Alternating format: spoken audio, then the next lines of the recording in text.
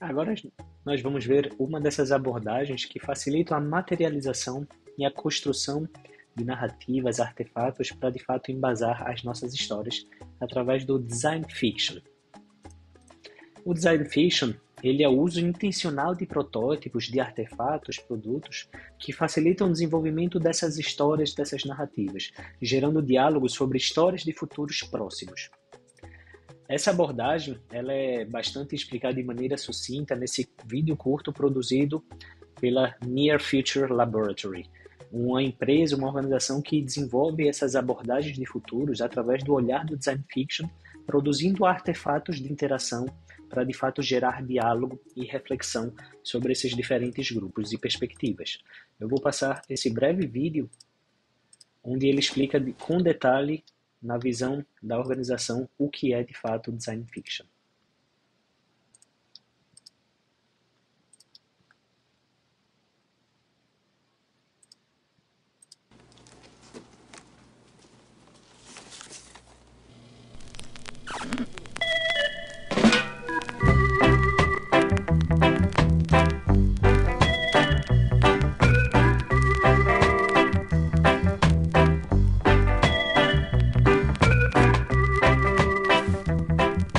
Design fiction is the practice of creating tangible and evocative prototypes from possible near futures to help discover and represent the consequences of decision making. That's the serious definition, but what does that actually mean? Where did it come from? What does it look like? And who uses it? Let's start with its origins. This is Bruce Sterling, science fiction writer, cyberpunk creator, and all-round futurist. And this is Julian Bleeker, an engineer, designer, and co-founder of the Near Future Laboratory. They met in Los Angeles in 2005, while Julian was a professor at the film school at USC, and Bruce was visionary in residence at Art Center College of Design. Over the course of their many conversations, Julian wondered to Bruce if design and science fiction could work together somehow to tell stories through fictional objects. To that, Bruce said, "Sure, call it design fiction. Stories about possible worlds that are told through designed artifacts." So that's what kicked the whole design fiction thing off. But what's it actually for? Well, when it comes to thinking about futures, people tend to have a hard time. It turns out that our imaginations just aren't that good. People get trapped in little loops of thinking, so futuristic stuff starts to look and feel the same. People have a habit of talking in very vague terms. They reference the last tech article they read, or the last sci-fi film they saw. They produce images and videos of mind-boggling new tech, utopian landscapes and magical moments. Alternatively, they rush to the other end of the spectrum and show us dystopian ruin, societal collapse, and endless disaster. It all starts to feel a bit like fantasy rather than anything actually useful. Statistics, predictions, and trends are only so useful too. That dotted line might go up and to the right, but what does that really mean? And for whom? I don't know. That Gartner hype cycle roller coaster doesn't show us what all those trends may actually look like if they come to pass. How might lives actually change, and how might they stay the same? So what else could we do? Let's think about archaeologists for a second. They dig around in the dirt and discover a bit of pottery, a broken spoon, or a few trinkets, and then set about building a whole narrative around their subjects. Little hints of evidence help them understand details about those ancient lives, how their society worked, what was important, who was in charge, and how they struggled or prospered. Little glimpses of everyday lives betray significant stories if you just look hard enough. In simple terms, design fiction is like archaeology for the future. It captures potentially huge or inspiring shifts in technology, society, or politics, in well-known, ordinary, mundane things. Here's something else to think about. Futures don't just happen in isolation, they happen all together. Imagine if tomorrow's archaeologists found a box of today's breakfast cereal. Sure, it would tell them what we ate, but it would also tell them where things were made, where they were sold, how they were sold, the technologies we had access to, how our government worked, what was important in our society, what we cared about in our culture, and much, much more. Design fiction takes an ordinary thing, like a box of cereal, and uses it as a canvas to visualize insights, research, and trends as if they had actually happened. Bringing them together like this lets us experience these changes in ways that a chart never could. and forces us to embrace the details in ways that a concept video never would. A design fiction prototype allows for the abstract to become real for a moment. It helps focus the conversation in a grounded way. It breaks down abstractions and asks a group of people to think in detail about where the future might be headed and how we'll all experience it. Design fiction. Ou seja, o principal objetivo do design fiction é, de fato, construir esses artefatos para criar essas relações, de fato, de interesse, de discutir e refletir como poderia ser essa abordagem, esse olhar de futuro, principalmente no olhar de um futuro próximo. Segundo Bruce Sterling, um dos idealizadores desse termo, o design fiction é o uso deliberado de protótipos diegéticos para suspender a descrença sobre a mudança. Esse outro vídeo também ele traz um olhar de como poderia ser o futuro da sociedade, principalmente das relações, a partir de um artefato específico desenvolvido pela Apple. Ou seja, esse vídeo produzido em 1987, ele traz a apresentação de um artefato em um olhar de um futuro próximo, cerca de 20 anos à frente.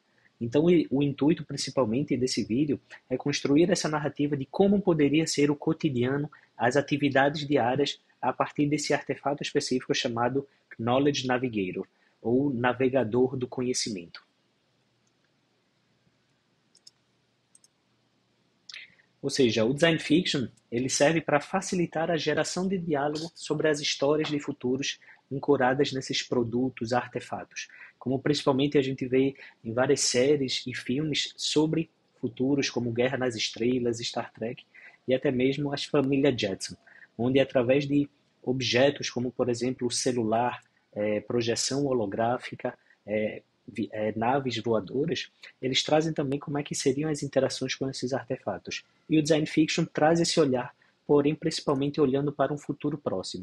E o laboratório Near Future, ele foca justamente no desenvolvimento dessas soluções, não necessariamente para entender a viabilidade desse artefato, o interesse dele, mas sim entender a relação e as interações utilizando, ancorando nesses objetos.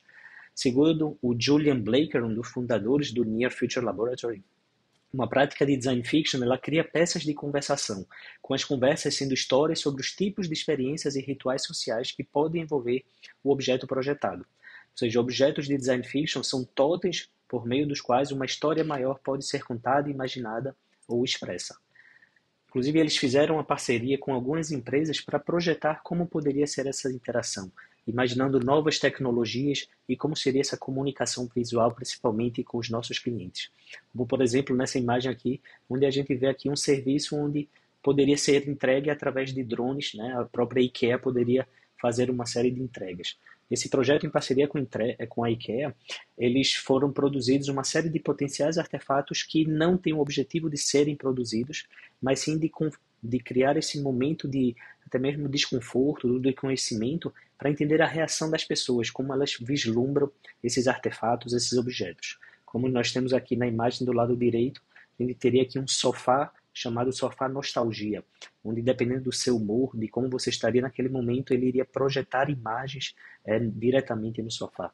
E aqui do lado esquerdo, por exemplo, a gente teria aqui shampoos e condicionadores utilizando ingredientes, principalmente biorregenerados, ou seja, seria quase como uma produção contínua daquele produto. Então você não precisaria, por exemplo, trocar e comprar novamente.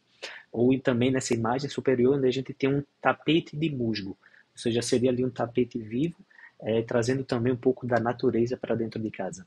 Ou seja, esse catálogo de potenciais objetos, produtos da IKEA, não tiveram o objetivo de entender se eles seriam vendáveis, se teria interesse de mercado, mas sim criar essa relação, essa reflexão sobre a sociedade, qual é o estilo de vida que ela tem hoje e como poderia também ser nesse futuro próximo. Outra organização, o Extrapolation Factory, ele desenvolve também tipos de intervenção, por exemplo, nesse mercadinho onde a gente vê, onde eles disponibilizaram uma série de produtos que não existem na realidade, muito mais para coletar a reação dos clientes que passariam e identificariam esses objetos como se fosse no mercadinho de bairro. Então a gente, por exemplo, teria esses objetos aqui no canto esquerdo, como por exemplo um kit residencial para um transplante, por exemplo, onde a gente poderia fazer algum transplante de algum órgão através de um kit residencial. Ou então esse segundo objeto que seria aqui um exemplar, um DNA de um animal já extinto, né? Obviamente, esses objetos eles não existem na realidade, mas eles têm o objetivo justamente de causar impacto e causar essa reação e também coletar qual é a percepção das pessoas ao ver esse tipo de produto, ao ver esse tipo de artefato.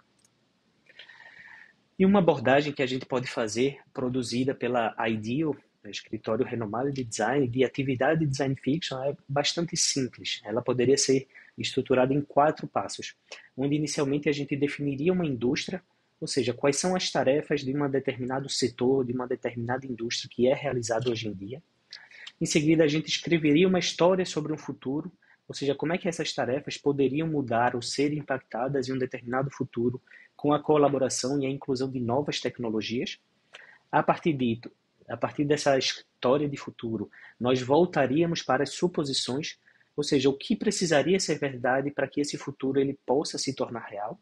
E, numa última etapa, num quarto passo, nós desenvolveríamos um protótipo. Ou seja, como é que a gente já poderia começar a construir e testar e refinar essas discussões. Muito mais não com o objetivo de criar esse artefato, mas sim criar esse diálogo, essas discussões sobre esses potenciais futuros e como, nesse caso, poderia impactar uma determinada indústria. Na visão da Ideal, o design fiction é a prática de criar protótipos tangíveis e evocativos de possíveis futuros próximos para ajudar a representar as implicações, resultados e consequências da tomada de decisão. Usando essa abordagem, criam-se artefatos do futuro representando possíveis e prováveis implicações. Esse outro exemplo, esse projeto desenvolvido por uma série de estudantes que desenvolveram esse projeto chamado Interzone. O objetivo era principalmente trazer discussões sobre o fluxo de horário, as pessoas que trabalham e o seu deslocamento ao longo do dia. Então, a partir dessas reflexões, eles desenvolveram essa ideia e desenvolveram um artefato para provocar e comunicar a sua visão de futuro, que foi resumida nesse pequeno vídeo.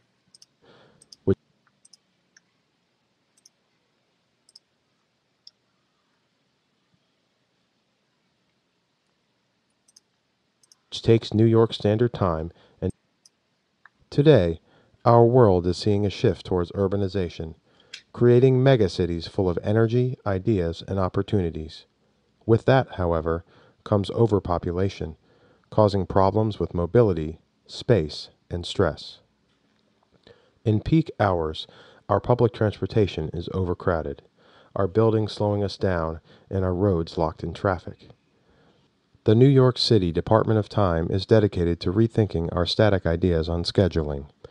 Our work looks at the intersection of time, space, and people, and how the three can work together to promote flexible living for the future, while reducing congestion at the same time. When you look at traffic data in different cities, it generally looks like this, with 2 peaks that cause gridlock, because we use our time in very similar ways. What if we could layer time instead, and create 3 smaller flows of traffic, one after the other? Introducing Project Interzone, which takes New York Standard Time and divides it into 3 time zones, each 2 hours apart. Unlike current time zones, which divide people geographically, people opt into interzones that best suit their daily habits, patterns, and scheduling needs. It's a system of incentives, encouraging people to take advantage of the many benefits from the interzone of their choice. Citywide incentives include dedicated parking spots for specific interzones, discount subway fares on commuting interzone hours, and reduce fares for city bikes during certain interzone times. Our initiative is also growing a number of partnerships with services such as movie theaters offering discount tickets, interzone rates for fitness memberships, and special happy hour in restaurants, just to name a few. With this initiative, time becomes flexible and can be useful for our individual needs. Visit our office for free appointments with our team of experts to find your interzone. Get more from your New York Minute. Ou seja, esse é um projeto justamente que materializa uma ideia, uma estratégia, uma abordagem através de potenciais artefatos. Ou seja, não necessariamente existe o departamento do tempo em Nova York, mas sim essa provocação para entender como é que nós poderíamos repensar a logística das nossas cidades, do nosso deslocamento e da nossa mobilidade. E, naturalmente, não imaginando isso num universo de futuro longo, mas sim no curto prazo, num futuro próximo, como nós poderíamos repensar essas estratégias e adotá-las de fato.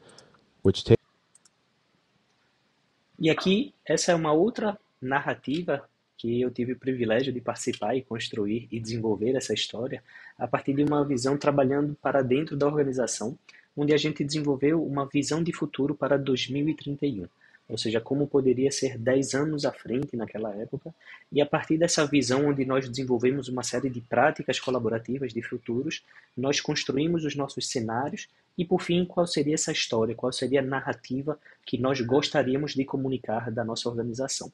E esse foi o resultado final dessa história.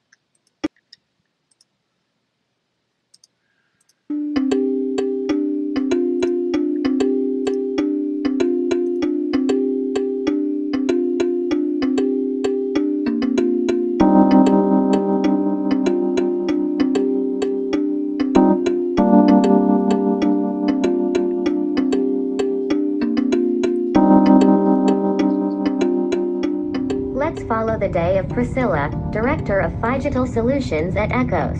She has just left Sao Paulo and will have a meeting with clients soon. Priscilla invited Adela, Generative Design Manager, to present Ecos cases. She will participate in our immersive office in Morocco. The meeting will also feature the participation of customers, the third crew that is based on the moon.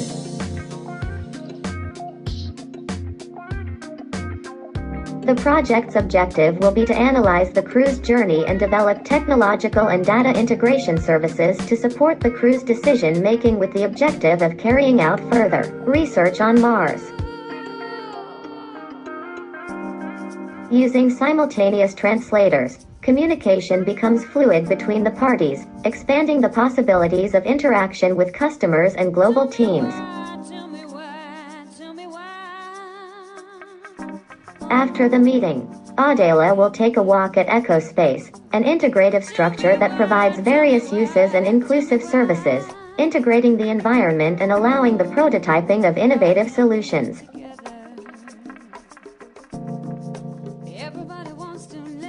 The space, in addition to serving for the various Ecos global teams to meet, also offers welcoming spaces focused on education and environmental awareness, focusing on global reduction of inequality.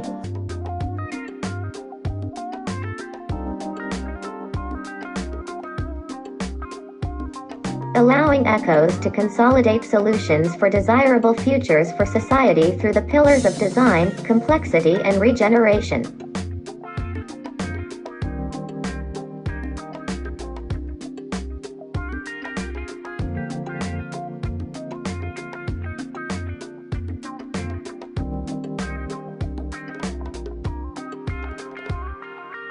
After 4 hours of travel, Priscilla will also arrive at her final destination, Teresina, to be with her daughter and spend the weekend with her family. I ended up forgetting to introduce myself. I'm Eva, Ecos virtual assistant. I'm here to share our story and our vision. Everybody wants to live together. Why can't we live together? Ecos, this is just the beginning. Ou seja, essa é uma outra abordagem que nós poderíamos materializar, como é que, de fato, utilizando tecnologias atuais, as ferramentas disponibilizadas, nós podemos materializar essas histórias, identificando artefatos, jornadas e personagens dentro dessas histórias de futuro.